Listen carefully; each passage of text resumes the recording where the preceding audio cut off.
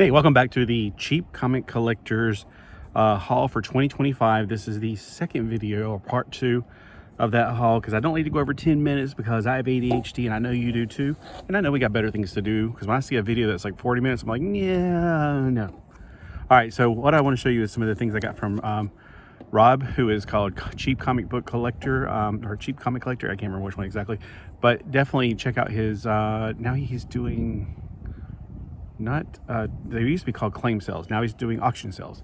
So we got Dr. Fate number 15 with Guy Gardner on the front cover, guest starring the Justice League International, a fantastic comic series. Highly recommend it. Unless you live in my area, then don't touch them. No, I just need about 2 or 3 more of those. Oh, here's the Warlord. Okay, I knew I bought one. It has the extra introducing Eric. I thought he was already out, but Son of Thunder, the greatest sword and sorcery superstar of all, is in a special free 16-issue or 16-page preview. I can't speak English. All right, so there we go. An instant collector's item from the new DC. So I know that they were starting to do 8 pages in the back of something like right here, this issue, the Return of the Claws. So he was the 8-page backstory, so to speak. But that's I'd have to be surprised if that's actually the first appearance of Eric, or whatever you want to call him. Oh, here's the free comic book. So every now and then he does like a free comic book thing. Like everybody who buys gets a free comic book, and this was one of them. It's got a bonus digital edition. Do they still do those? Because what year? 2016. So now probably not. So it's Thunderbolts. I guess he had a lot of these for some reason. This is one of my comic books that I read when I was a kid. I didn't have this particular issue. We want you back on the team, Black Lightning, with a bunch of jive jerks, and with that jive bunch of turkeys in the JLA, forget it. So I don't know what's going on there. It's number 173 was probably right before I started getting every single issue after that. Well, maybe not, because here comes 177, and I don't remember this one either. But that was right around the time when I remember when I was a kid, and I used to go to swim thing and swim whatever it was after school. And we would stop by and I would get a comic book maybe, featuring the most unexpected guest star of all. I wonder who that extra special guest star is. But yeah, I definitely did not have this issue when I was a kid. Here's a comic that I have, and it's got one of my favorite superheroes, Rom. Yeah, I love Rom. But when I was a kid, I bought number 1 all the way to the very end of Rom and Micronauts. It was the first 2 comic books I ever went for number 1 to the end, reading every one of them along the way. Jack of Hearts was one of my favorite B-list heroes. He's one of those heroes that he got a 4-issue run and that was it. He's usually he doesn't have his own normally, but I really like Jack of Hearts. He's one of my favorites. And yes, I remember this issue. Great cover. I think these covers are fantastic. Who was the cover artist for this one? I don't think it was Michael Golden. That does not look like Michael Golden stuff, but I could be completely wrong. I don't know. Usually you can tell Michael Golden, he's got that very, like it would be all like glossy, like all of this would be looking like it's shiny and kind of like he does. But it's a very, very different thing. It could be, I really don't know. Looks like somebody had a little nibble out of there. I don't see it. So on this one, this was definitely not Michael Golden. This was BD. Birthday? Yeah. My kitty cat's over here trying to get my attention. She's rolling around. Okay, so here's some comics that I'm interested in reading just because, even though they're modern, I think it'd be fun to read. Could be wrong, because it's all a bunch of number 1s and I have no idea where to start. So I better get one of these things that tells you where to start. So read this number 1, then read this number 1. Then why do they do that? I hate that thing about modern comics where everything's got to be number 1s. It's a thickie too. But it's the Dark Knight's Death Metal, the last stories of the DC universe. So I don't know if this is I don't know. It seems like it maybe. I have no idea. I just definitely need to find out what's the reading order, because I got a few of these. So we got Dark Knight's Death Metal, the Multiverse Who Laughs. That is really disgusting. Gross. All right, Dark Knight's Death Metal, Trinity Crisis. So I guess they're going up against some Superman, and this is Superboy, I think.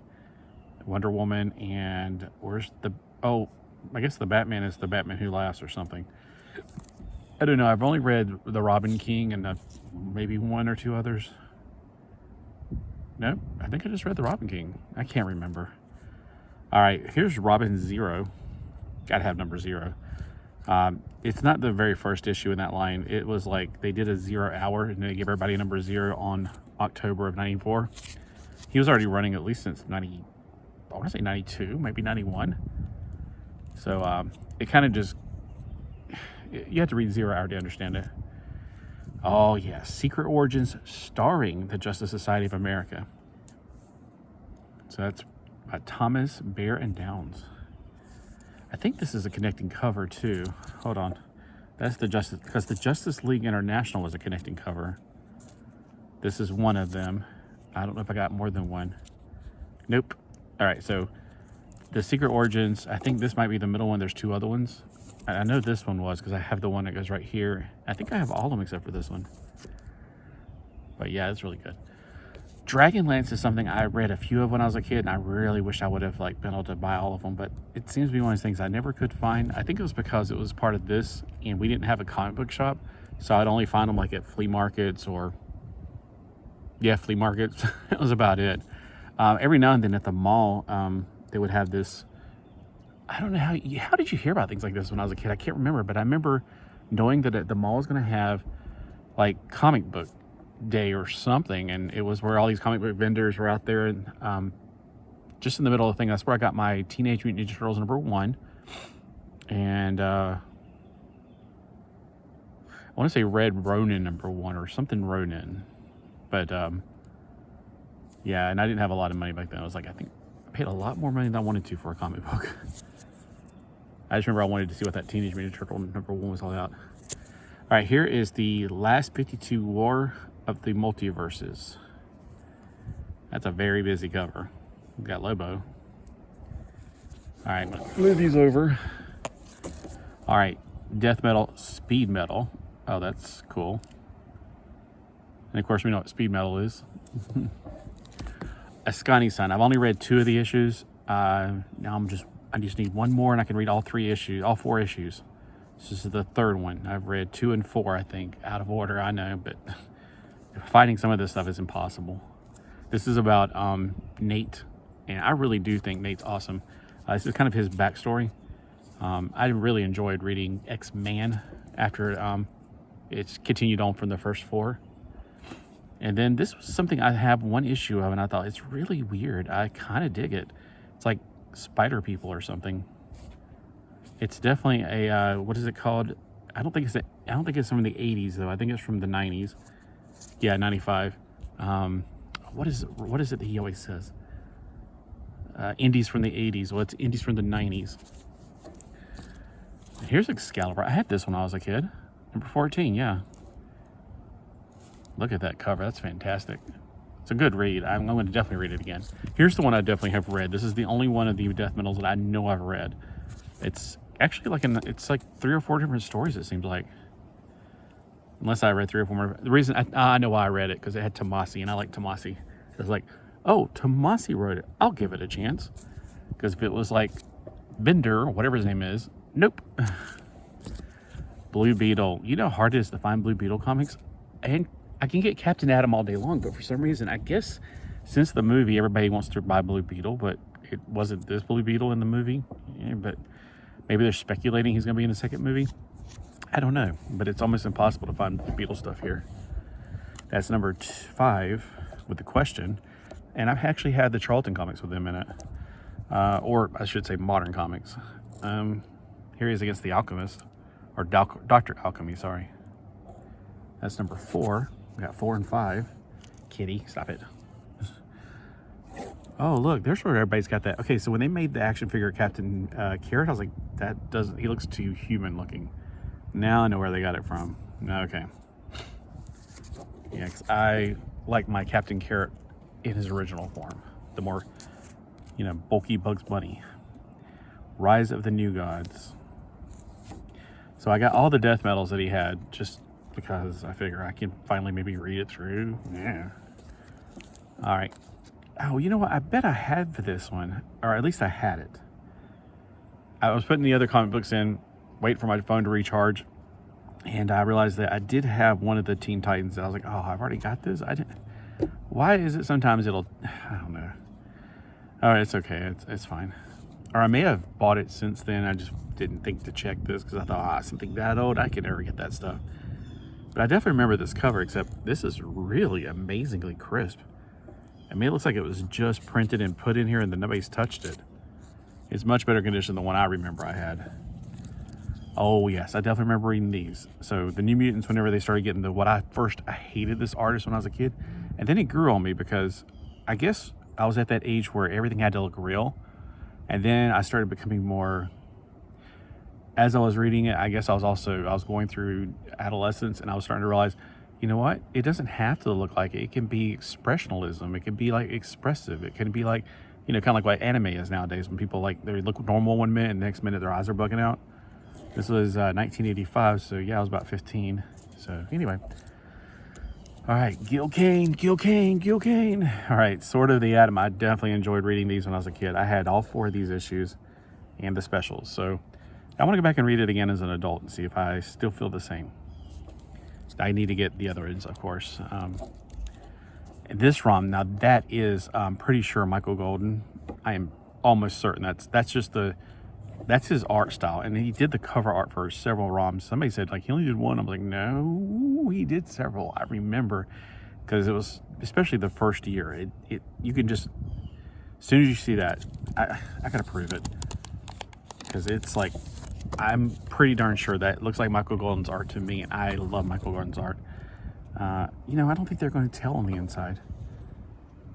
It'll tell it's Sal Buscema, which did a lot of ROM stuff. Somebody colored on this. Huh. I didn't know somebody took a pencil to it. Oh well. Like I said, I'm not a collector per se. I just, as long as they don't make the words where I can't read them. And don't ruin anything drawing naughty parts on the ROM or something like I've seen some people do. Yeah, that right there, I definitely remember he did a lot of the insides, but that was not Michael Golden, of course. So did they ever tell the artist for the covers? I don't see Michael Golden's name up there, but I can almost swear that's Michael Golden's art. It just looks like it. And I don't know if this is that his signature? I wouldn't know. I'm just now learning about this signature stuff, and I'm like, eh.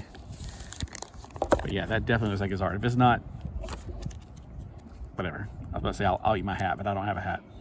All right, Dial H for Hero and Superboy. So I didn't know that Superboy started having backstories with Dial H for Hero when I was a kid. I would have kept on reading Superboy. I read the first issue and I was like, meh, it's not the same without the Justice Society, or the Legion of Superheroes. It just, I wasn't feeling it at the time.